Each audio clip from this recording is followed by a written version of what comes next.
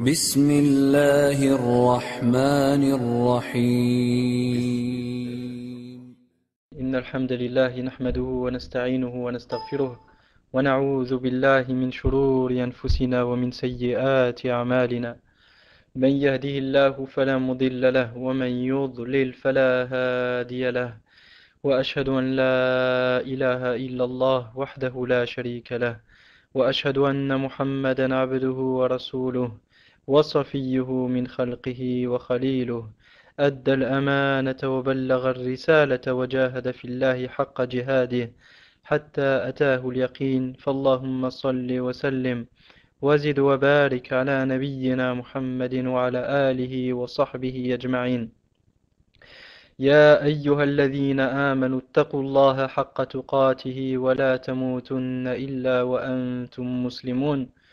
يا أيها الناس اتقوا ربكم الذي خلقكم من نفس واحدة، وخلق منها زوجها وبث منهما رجالا كثيرا ونساء، واتقوا الله الذي تساءلون به والأرحام إن الله كان عليكم رقيبا.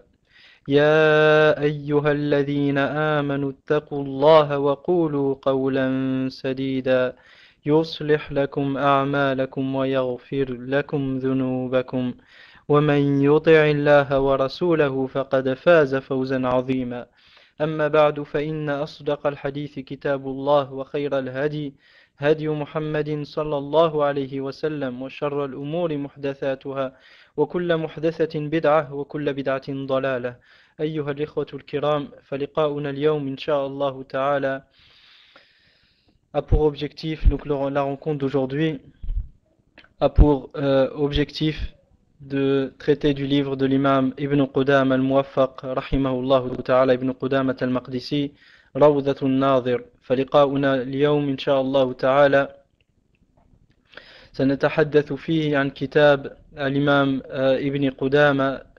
ابن قدامة المقدسي رحمه الله، روضة الناظر وجنة المناظر. Donc après avoir parlé dans le cours précédent de Al-Faqih ou Al-Mutafaqih de Al-Khatib Al-Baghdadi rahimahullah ta'ala, et le cours qui l'a précédé encore de Al-Risala de l'imam Shafi'i, nous allons traiter aujourd'hui Inch'Allah ta'ala de Rawdatun Nadir d'Ibn Qudama rahimahullah ta'ala. Vu que cet ouvrage est l'un des ouvrages principaux et parmi les plus importants ouvrages dans la science de Usul al-Fiqh chez Ahl Sunnati wal Jama'a. Donc tout d'abord, qui est Ibn Qudama rahimahullah? Ibn Qudama, sachez ayyuha al-ikhwa que son prénom était Abdullah, fils de Ahmad ibn Ahmad, ibn Miqdad, le fils de Miqdad, al-Maqdisi, puis le Dimashqi. Donc il est natif de Baytul Maqdis, tahharahu Allah min anjasi al-Yahudi wa min anjasi al-Murtaddin. Donc il est natif de Baytul Maqdis, puis il a été à Dimashq, donc on l'a appelé par après à Dimashqi. Faqih Hanbali, c'était un éminent savant et un éminent faqih juriste de l'école de l'imam Ahmad ibn Hanbal rahimahullah. On le surnommait son nom était, ou il était appelé afwan, Muwaffaquddin, et c'est pour ça on l'appelle Al-Muwaffaq, qui est un résumé de Muwaffaquddin, qui était son laqab. Et sa kunya était Abu Muhammad. Muhammad. Il était un imam et un maître dans le fiqh et dans la science du hadith. Et dans le hadith, il composa, parmi les ouvrages qu'il a composés, on a Al-Mughni, et de même Al-Kafi, et il a aussi écrit Al-Umda dans le fiqh. Donc il a composé Al-Mughni, Al-Kafi et Al-Umda, tous trois dans le fiqh. Et il a aussi composé, rahimahullah ta'ala, Dhammu Ta'wil, le blâme du Ta'wil, le Ta'wil qui consiste à donner au texte autre que leur sens apparent, sans une preuve valide, et que Ahl al-Bid'a utilisait pour remettre en cause les attributs d'Allah tabaraka wa ta'ala. Donc il a écrit un ouvrage nommé Dhammu Ta'wil et aussi Lum'atul I'tiqad, qui est connu de tous, et parmi les savants qui ont fait le sharh de l'Um'atul I'tiqad, al-Shaykh al-Mifdal, Ali ibn Khudayr, al-Khudayr, fakkallahu asra wa farraja kurbatahu wa matta'a al-muslimina bi'ilmihi.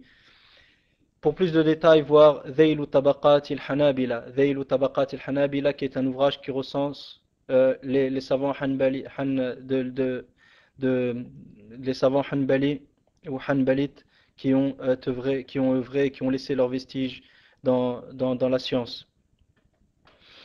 Donc, l'auteur du livre Rawdatun Nadir était l'imam al-Muwaffaq ibn Qudama al-Maqdisi, qui est décédé en l'an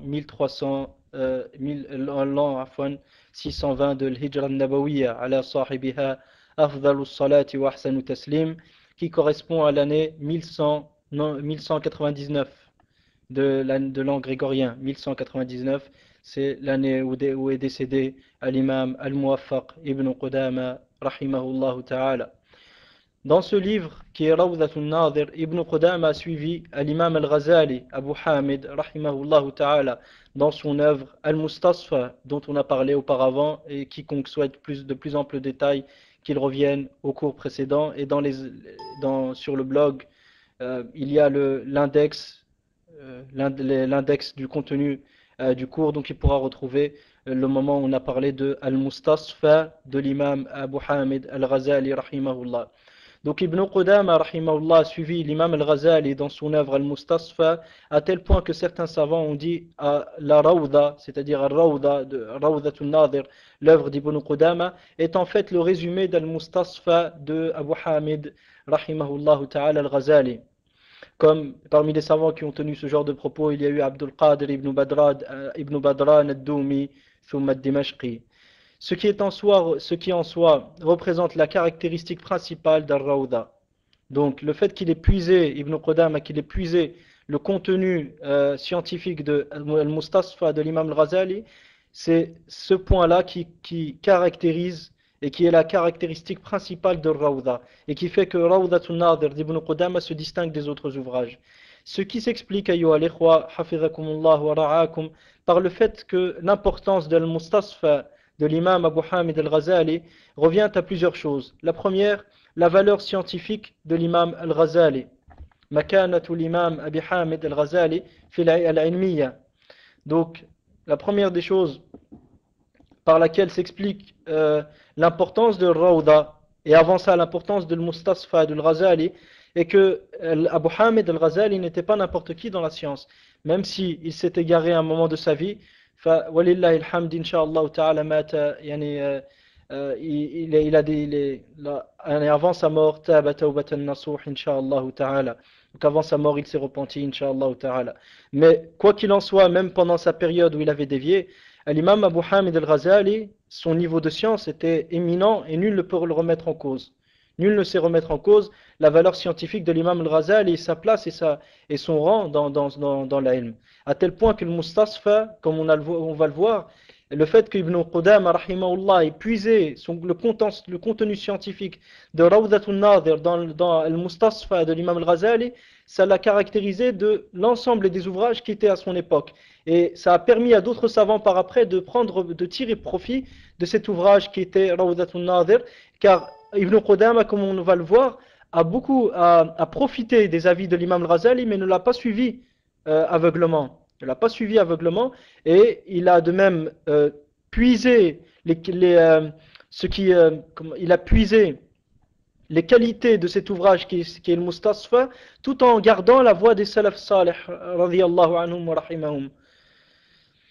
Donc la première des choses qui distingue Rawdatun Nadir des autres ouvrages était la valeur scientifique, la valeur scientifique de l'imam Abu Hamid al-Ghazali. Deuxièmement, al-Ghazali est venu après que les ouvrages les plus importants dans Usul al-Fiqh furent composés. Donc al-Ghazali rahimahullah a pu en profiter et a pu résumer ces ouvrages-là. Donc il n'y a pas un livre qui vient qui est venu. Il n'y a pas un livre qui est venu avant la période de Abu Hamid rahimahullah, si ce n'est que dans le Mustasfa tu vas trouver tu vas trouver une partie de ce contenu. Et de même qu'il n'y a pas un livre qui est venu après le Mustasfa, si ce n'est qu'il a profité de le Mustasfa de al-Ghazali. Donc, Al-Ghazali, du fait qu'il soit venu après que les plus grands ouvrages et les plus importants ouvrages dans la science de Usul al-Fiqh aient été composés, il a donc pu en profiter. Et pour plus de détails, voir la Muqaddima de l'imam Ibn Khuldoun, rahimahullah ta'ala. Le troisième point qui distingue et qui caractérise Rawdatul Nadir d'Ibn Qudama, rahimahullah ta'ala, c'est qu'Al-Mustasfa de l'imam Al-Ghazali est parmi les derniers écrits de Abu Hamid Al-Ghazali. Il l'a composé après ses deux livres, Tahdhib al-Usul et Al-Mankhul fi ilm al-Usul. Donc il avait déjà écrit deux autres livres sur Usul al-Fiqh. Et Al-Mustasfa était le troisième. Donc de ce fait, le contenu de Al-Mustasfa était plus précis, plus précis et plus utile que le contenu des ouvrages qui ont été écrits par avant. C'était l'un des derniers écrits, des derniers ouvrages de cet imam qui est Abu Hamid al-Ghazali. La quatrième des choses, c'est que al-Ghazali a très bien ordonné son livre.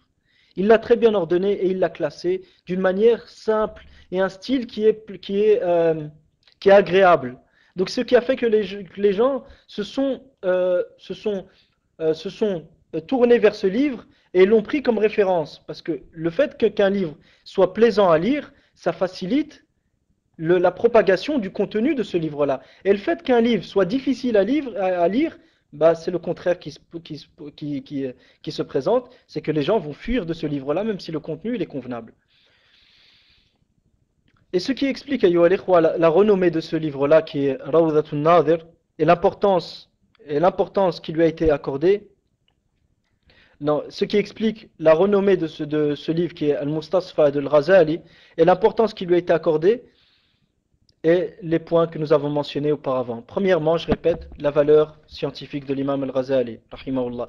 Deuxièmement, al-Ghazali est venu après que les plus grands ouvrages de Usul al-Fiqh ont été écrits, donc il en a profité. Troisièmement, Al-Mustasfa de al-Ghazali a été composé après deux autres livres que Abu Hamid avait composés. Et quatrièmement, al-Ghazali a très bien ordonné son livre. Donc ce qui explique l'importance et la renommée de ce livre-là. Et bien plus, ayyuha al-ikhwa, ce livre représente une étape plus qu'importante dans cette science selon la voie des mutakallimin qui ont parfait leur école par cet ouvrage-là. Donc cet ouvrage-là qui est le Mustasfa, on a déjà parlé de l'école des mutakallimin. Pour plus de détails, revoir les cours précédents et l'index dans les cours précédents, Inch'Allah ta'ala. Donc la voie des mutakallimin s'est vue parachevée et parfaire et complétée par cet ouvrage d'Abu Hamid qui était Al-Mustasfa. Et tous les livres qui précédèrent se sont réunis dans cet ouvrage-là. Tous les livres qui précédèrent dans la science de Usul al-Fiqh se sont réunis dans le Mustasfa de Al-Ghazali. De la plus belle des manières et le plus clair et le plus simple des styles. De la plus belle des manières et le plus simple des styles. Tous les ouvrages qui ont précédé le Mustasfa se sont réunis dans cet ouvrage-là. Et les ouvrages qui lui succédèrent en sont soit un résumé, soit puisent leur contenu dans ce livre-là. Et les ouvrages qui succédèrent à Al-Mustasfa de Al-Ghazali sont soit un résumé du contenu de Al-Mustasfa, soit puisent leur contenu dans ce livre-là d'Abu Hamid. Et ajoutons à ça que Al-Mustasfa est donc le pilier des ouvrages de l'Usul sur la voie des mutakallimin et la référence principale, comme nous l'avons cité juste avant. Donc cet ouvrage, il a parfait et il a complété et parachevé la voie des mutakallimin dans le domaine de Usul al-Fiqh. Il est donc un pilier dans cette école qui est Madrasatul Mutakallimin et dans ce savoir qui est Ilm Usul al-Fiqh. Ibn Qudama rahimahullah maintenant. Lorsqu'on voit la valeur de Al-Mustasfa de Al-Ghazali, on voit clairement qu'Ibn Qudama a bien fait son choix. En se référant à ce livre dans la composition de son ouvrage qui était Rawdatul Nadir. Ajoutons à ça qu'Ibn Qudama n'a pas imité Al-Ghazali dans tous ses avis et dans la totalité de son manhaj. Au contraire, l'imam Ibn Qudama rahimahullah rahmatan wasi'a avait une personnalité indépendante qui apparaissait au grand jour à travers ses écrits et ce qu'il a laissé derrière lui, et en particulier dans Rawdatul Nadir. Donc la personnalité indépendante d'Ibn Qudama apparaît clairement dans son ouvrage Rawdatul Nadir, et il n'était pas un conformiste qui suivait à la lettre tout ce qu'il disait, tout ce qu'avait édicté l'imam Abu Hamid al-Ghazali.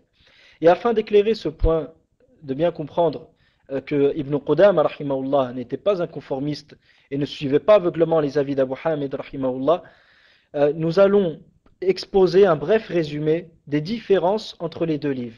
Nous allons exposer un bref résumé des différences entre les deux livres, à savoir Al-Mustasfa d'Al-Ghazali d'un côté et de l'autre côté Rawdatul Nadir wa Junnatul Munadir de Ibn Qudama rahimahullah. Premier point, Ibn Qudama rahimahullah ta'ala al-Muwaffaq, à l'instar et sur la même voie qu'Al-Ghazali, a cité en introduction dans son livre donc a cité au début de son livre une introduction basée sur les règles de la logique. Ce qui n'était pas une coutume chez les usuliyin de son Ibn Qudama rahimahullah n'est ni un mutakallim ni un dilacticien. Donc c'est le terme que j'ai trouvé pour traduire mantiqi. C'est-à-dire qu'il n'était pas un savant des règles de la logique. Il n'était pas spécialisé dans ce qu'on appelle al-mantiq. Donc Ibn Qudama n'était ni un savant, ni un spécialiste des règles de la logique, ni était sur la voie des mutakallimin. Et de même qu'à son époque, les savants de usul fiqh qui écrivaient ne mettaient pas en introduction de leurs ouvrages une intro spécialement vouée et exclusivement consacrée aux règles de la logique. Donc de ce fait, après que certains savants hanbalites de cette époque-là, de l'école de l'imam Ahmad ibn Hanbal rahimahullah, aient vu ça, ils l'ont blâmé. Ils ont blâmé Ibn Qudama. Pour quelle raison as-tu fait ça? Pour quelle raison as-tu placé cette introduction mantiqiyya qui ne s'accorde pas à la voie suivie par nos savants, et au contraire, c'est surtout la voie des philosophes.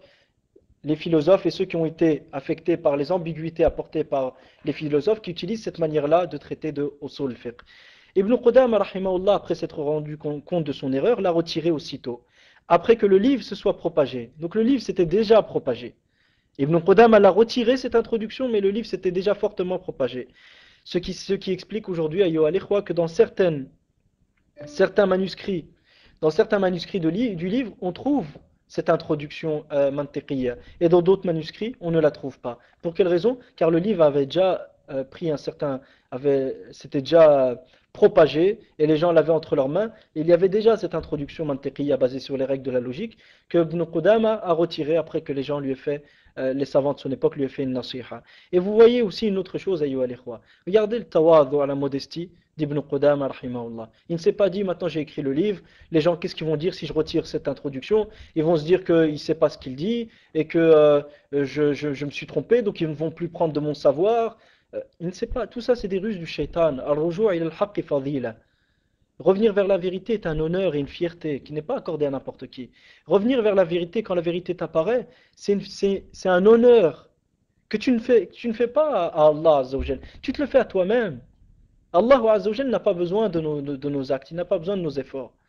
Allah Azza wa Jal est riche et rani, il n'a pas besoin de nous. Mais simplement lorsque la vérité nous apparaît, il faut qu'on la suive. Et que le shaitan ne vienne pas nous dire, oui mais maintenant si tu vas revenir sur la vérité, les gens ne vont plus te faire confiance et ne vont plus croire en ce que tu dis. Au contraire.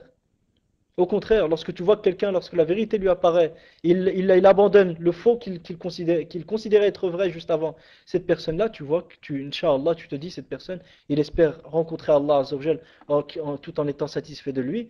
Donc c'est quelqu'un, je suis plus à même de l'écouter. Maintenant, je ne vais pas écouter ses avis personnels, mais le contenu, les preuves qui lui ont permis de changer d'avis. Donc il est important, ayyuha al-ikhwa, at-tawadhu, à la modestie, comme disait Aïcha radiyallahu anha, taghfaluna an akbar al-ibadat wa a'zam al-ibadat. قالوا وما هي قالت التواضع. Elle dit, vous êtes insouciants de la plus grande des adorations. Ce qui veut dire de la plus grande des adorations, après les adorations, les autres adorations qui sont principales. Ne faites pas attention à la plus grande des adorations. Nous on dit, quelle est la plus grande de ces adorations-là? Elle a dit, at-tawadhu, à la modestie. Et tawadhu, ayyuha al-ikhwa, est un amal qalbi, est une action du cœur. Puis on voit ses effets sur les actes, sur les membres du corps. Mais à la base, la modestie est dans le cœur. Donc il est important que l'on s'attache et que l'on soit assidu à être modeste envers les croyants et être modeste dans ce que Allah Azza wa Jalla nous a accordé, de ne pas être orgueilleux et de savoir que si Allah ne t'avait pas guidé, tu ne serais rien du tout, et que si Allah ne t'avait pas fait voir la vérité, tu ne serais rien, et que le bien que tu fais aujourd'hui, c'est Allah qui te l'a permis, et s'il n'y avait pas Allah, tu ne pourrais rien. S'il n'y avait pas Allah, tu ne pourrais rien. Tu ne ferais ni salat, tu ne réaliserais ni ton tawhid en premier lieu, ni tu prierais, ni tu jeûnerais, ni tu ferais rien.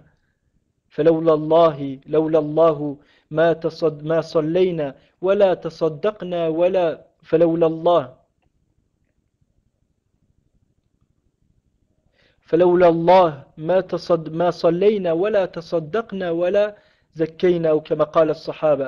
Ils disaient s'il n'y avait pas Allah, nous n'aurions pas prié et nous n'aurions de même pas donné de sadaqat et ni nous فلولا الله ما صلينا ولا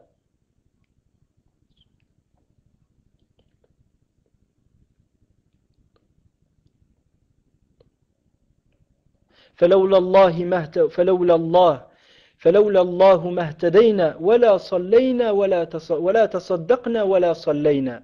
Il disait les Sahaba ridwanullahi alayhim, s'il n'y avait pas Allah, nous n'aurions pas été guidés. De même que nous n'aurions prié ni donné d'aumône. S'il n'y avait pas Allah, nous n'aurions été guidés. De même que nous n'aurions prié ni donné d'aumône. Donc s'il n'y avait pas Allah, nous ne pourrions rien, ayyuha l'ikhwa. S'il n'y avait pas Allah, il n'y aurait pas ces cours. S'il n'y avait pas Allah, on ne pourrait pas écouter, profiter, tirer profit, savoir ce qui est la vérité, savoir ce qui est le faux, mettre en pratique la vérité, délaisser le faux. S'il n'y avait pas Allah, on ne pourrait rien. Comme il dit Allah Azza wa Jal, Kalla innal insana la yatgha ar-ra'ahu istaghna. Allah Azza wa Jal, il nous montre dans ce verset que l'être humain se rebelle quand? Lorsqu'il pense qu'il peut se débrouiller tout seul. À partir du moment où tu penses que ce qu'Allah t'a donné comme savoir, tu pourras être guidé par ce savoir que toi tu as obtenu, c'est le début de la fin. À partir du moment où tu penses que tu peux t'en sortir de toi-même, c'est le début de la fin. Il n'y a pas de guidée. Tu n'obtiendras rien, ni de bonheur intérieur, ni quoi que ce soit. Et si jamais, par après, les portes du khair s'ouvrent à toi, ce n'est que pure illusion. Ce n'est que pure illusion. Et ce qui t'attend par après, je ne l'espère à personne.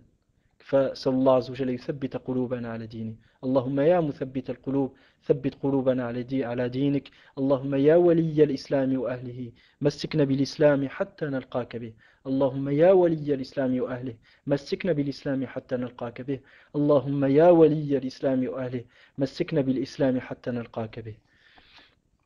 Donc أيها الإخوة حفظكم الله ورعاكم. L'imam Ibn Qudama, donc, lorsque les savants de son époque lui ont fait une nasiha et lui ont conseillé de retirer cette introduction basée sur les règles de la logique, il l'a fait. Mais du fait que le livre s'était déjà propagé, il était trop tard et certaines nusakh, donc certains manuscrits, comportent et contiennent cette introduction-là et d'autres, par conséquent, ne la contiennent pas.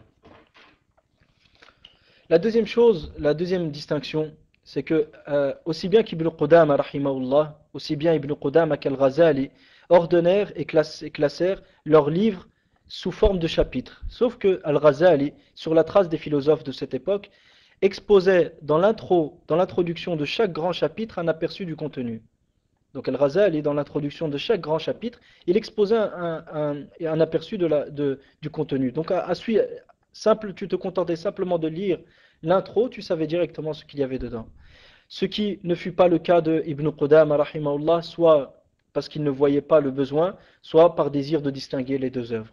Soit Ibn Qudama ne voyait pas le besoin de ça, soit il voulait distinguer entre les deux œuvres.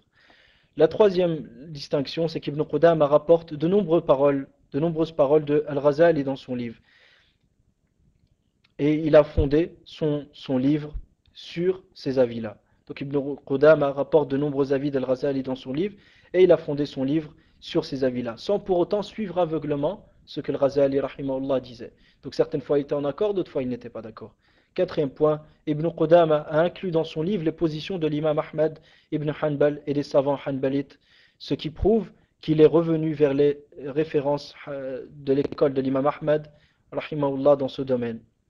Donc Ibn Qudama rahimahullah, aussi bien qu'il a mentionné l'avis de l'imam Al-Ghazali, il ne s'est pas contenté de ça, il est revenu aux références dans le madhab de l'imam Ahmad dans la science sur le thème de Usul al-Fiqh. Parmi ces références-là, nous avons Al-Umda de Al-Qadhi Abu Ya'la Al-Hanbali, il y a aussi Al-Tamhid de Abu al-Khattab Al-Hanbali, et d'autres parmi les références du madhab de l'imam Ahmad dans Usul al-Fiqh. Donc Ibn Qudama a aussi bien mentionné ce que le Ghazali a mentionné, qu'il a ajouté aussi les avis des savants de l'école de l'imam Ahmad ibn Hanbal rahimahullah ta'ala. Cinquième point, Ibn Qudama a affirmé et soutenu la voie des salaf salih radiyallahu anhum sur plusieurs questions de usul al-fiqh et a mentionné leurs preuves et a répondu aux avis erronés des opposants et à leurs arguments. Et il a répondu de même aux avis erronés des opposants et des arguments que ces derniers ont apportés.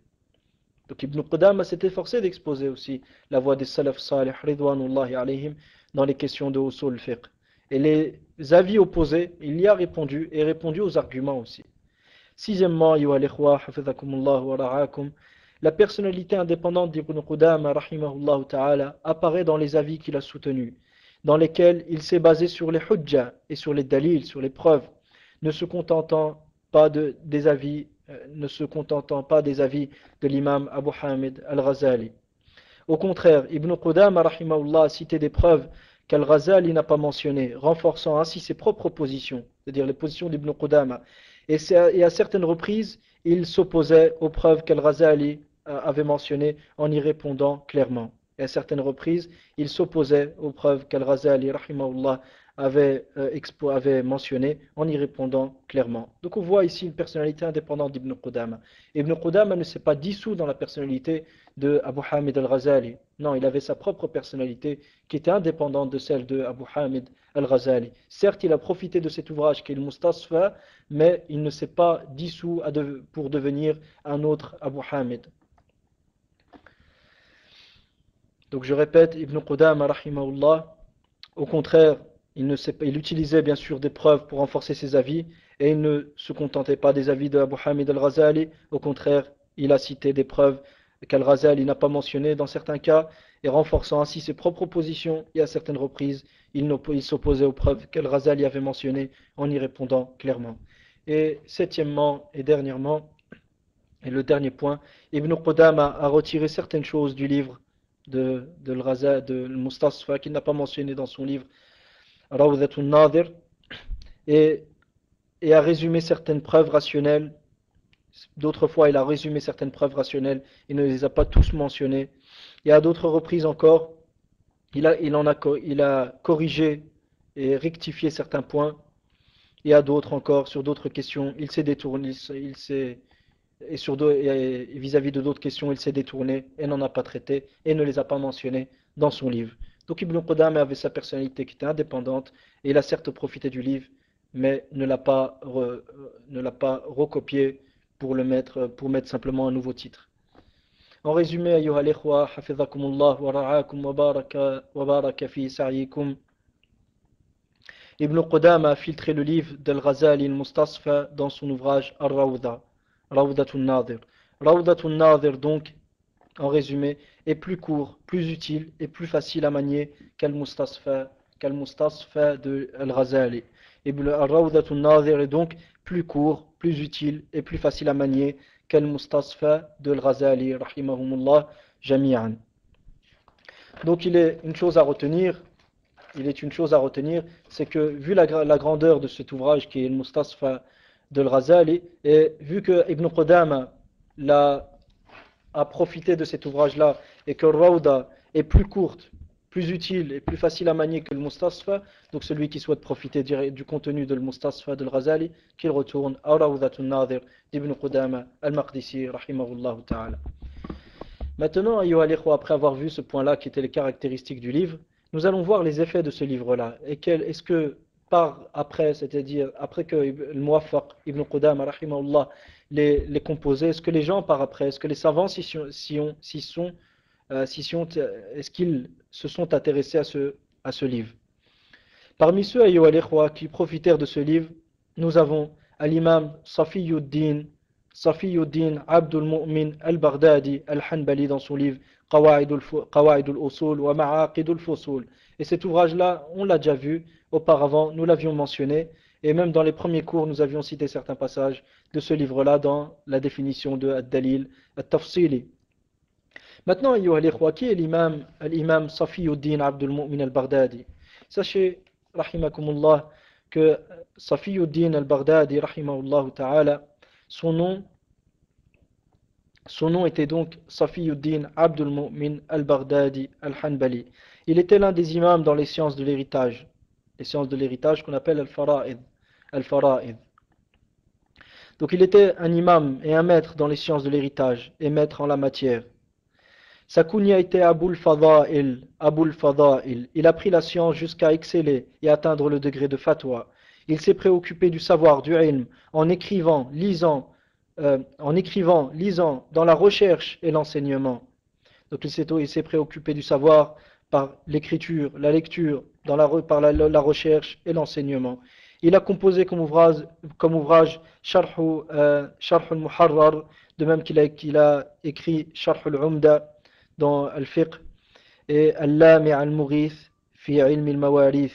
Il décéda rahimahullah en l'an 739 de l'Hijra al-Nabawiyya ala sahibiha afdalu salati wa ahsanu taslim, qui correspond à l'an 1318 du calendrier grégorien.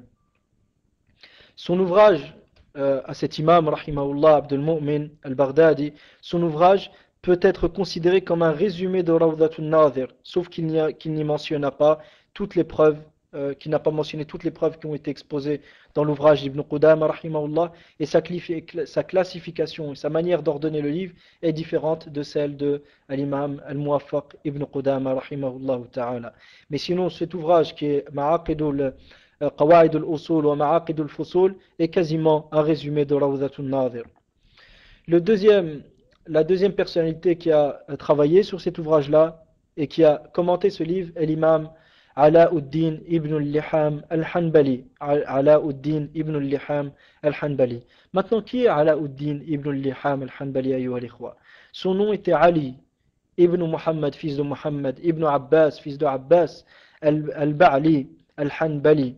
Al-Ba'li al-Hanbali. Sa kunya était Abu al-Hassan Alauddin. Son laqab était Alauddin, connu sous le nom de Ibn al-Liham. Connu sous le nom de Ibn al-Liham. Il étudia auprès du cheikh Zayduddin ibn Rajab, rahimahullah ta'ala. Il a atteint le degré de fatwa et il a débattu sur certaines questions religieuses et se préoccupa de l'enseignement et a composé un certain nombre de livres, parmi lesquels le fameux livre qui est connu d'un grand nombre de personnes, Ikhtiyarat Sheikh Taqiyuddin. Ikhtiyarat Sheikh Taqiyuddin. Donc les choix que Sheikh l'Islam Taqiyuddin ibn Taymiyyah, Ikhtiyarat Sheikh Taqiyuddin ibn Taymiyyah. Donc les choix et les avis vers lesquels a penché Sheikh l'Islam ibn Taymiyyah dans les diverses questions, que ce soit dans le fiqh ou dans la aqid. Et c'est un ouvrage qui est connu. Donc Sheikh Ibn al-Liham, l'imam Ibn al-Liham, qu'est-ce qu'il faisait? Il résumait les avis de Sheikh l'Islam Ibn Taymiyyah à travers ses livres. De même qu'il a écrit Al-Qawa'id wal-Fawaid al-Usuliyya. Al-Qawa'id wal-Fawaid al-Usuliyya. Et il décéda, rahimahullah, en l'an 803 de l'Hijra al-Nabawiyya. Ala sahibiha afdalu salati wa ahsanu taslim, qui correspond à l'an 1382 du calendrier grégorien. De même que ayyuha al-ikhwa, Rawdatun Nadir fut commenté par Cheikh Ibn Badran ad-Doumi ad-Dimashqi, dont on a parlé auparavant lorsqu'on a traité du livre Al-Madkhal fi fiqh ila fiqh l'imam ila madhhab l'imam Ahmad ibn Hanbal. Nous en avions parlé auparavant. Ceux qui veulent plus de détails, qui reviennent au cours précédent et dans l'index, ils trouveront ce point-là. Donc Cheikh Ibn Badran ad-Doumi ad-Dimashqi a aussi commenté Rawdatun Nadir d'Ibn Qudama. Maintenant, qui est Cheikh Ibn Badran ad-Doumi ad-Dimashqi, ayyuha al-ikhwa? Son nom était Abdul Qadir Ibn Ahmad, fils de Ahmad, Ibn Mustafa, fils de Mustafa, ad-Doumi, puis le Dimashqi, en affiliation à Dimashq, Damas.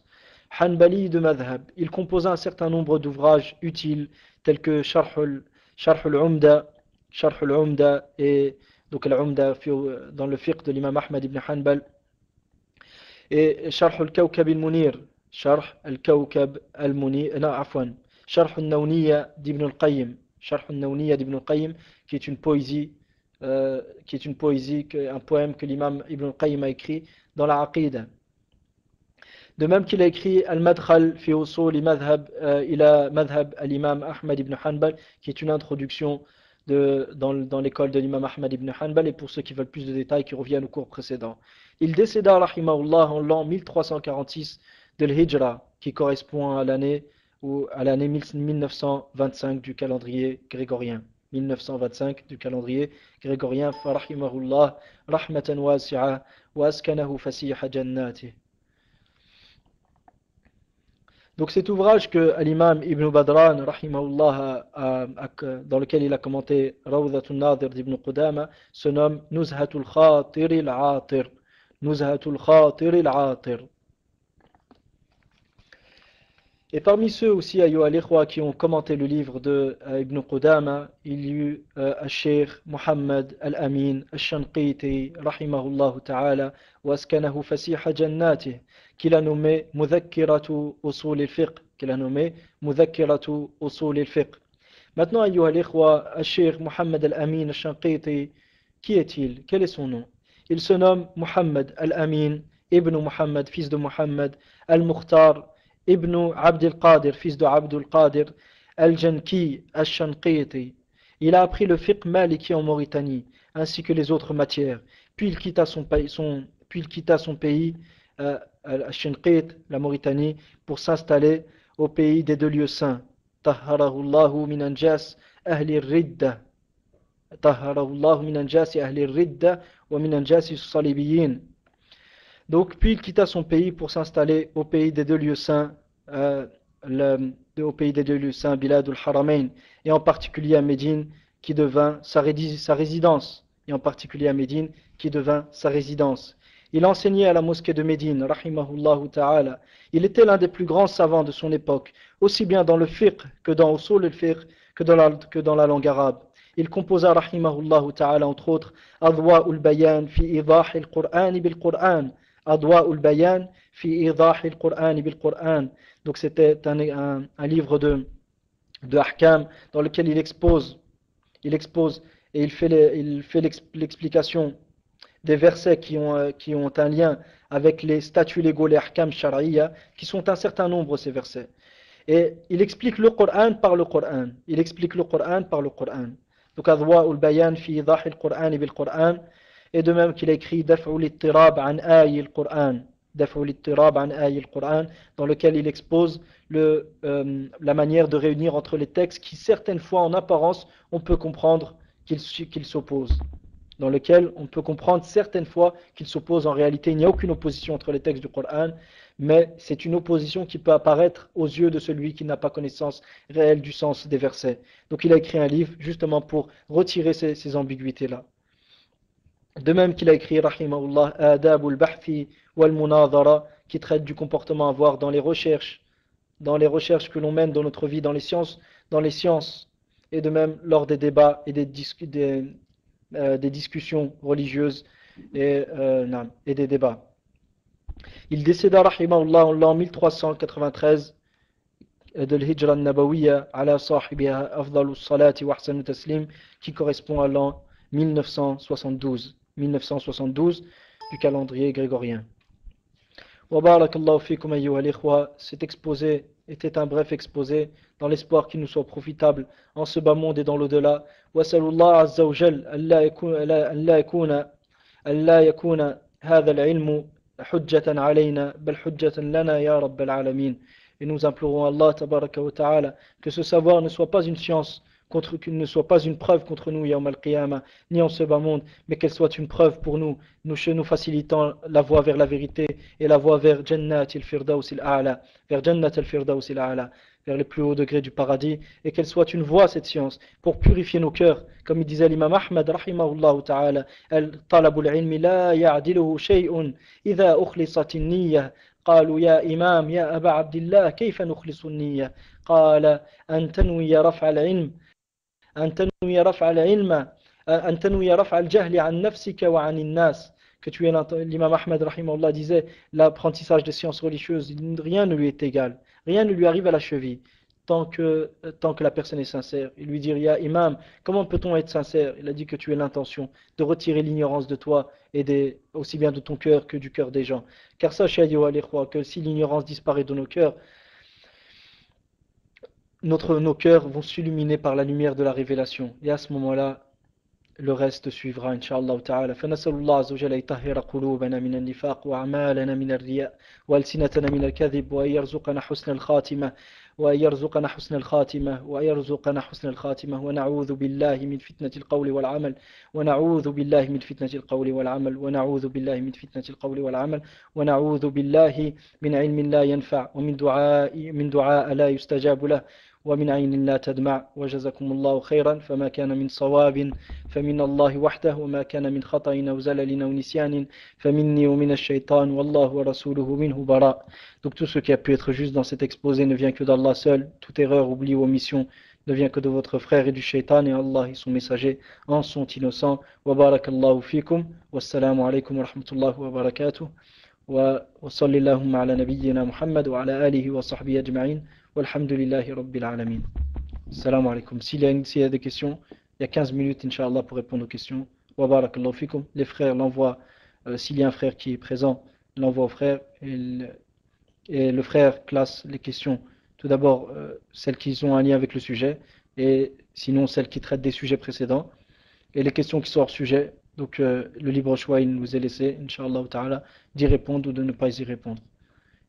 Et les sœurs qui l'envoient, une sœur qui s'occupe de les envoyer. Wa barakallahu fikum, wassalamu alaikum wa rahmatullah.